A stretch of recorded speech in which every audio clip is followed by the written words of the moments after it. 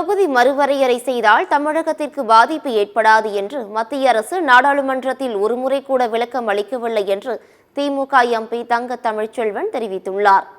தேனியில் செய்தியாளர்களை சந்தித்த அவர், வரக்கூடிய 2026 சட்டமன்ற தேர்தலில் திமுக தான் ஆட்சி அமைக்கும் என கூறினார்.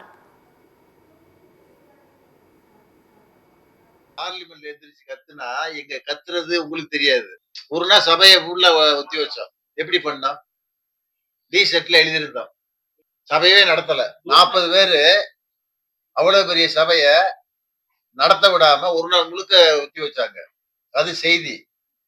உள்ள போய் நாங்க ஸ்பீக்கருக்கு எதிர்ப்ப எங்க மாநிலத்துக்கு கொடுக்க வேண்டிய நிதியை கொடுக்கல, கல்விக்கு உண்டான நிதியை கொடுக்கல, 100 நாள் உண்டாக்குற நிதியை கொடுக்கல, கேட்டு போராடுனா காதலியே வாங்க மாட்டாங்க. ஆனா நாங்க போராடிக்கிட்டே இருப்போம், சபை நடந்துகிட்டே இருக்கோம். எங்க போராட்டம் டிவியில வராது. இது பாவம், நீங்க வெளியில என்ன நினைப்பீங்க? ஏன் வெளியில வந்து போராடுறீங்க, உள்ள ஏன் போராடலன்னு நினைப்பீங்க. உள்ளேயும் போராடுறோம்.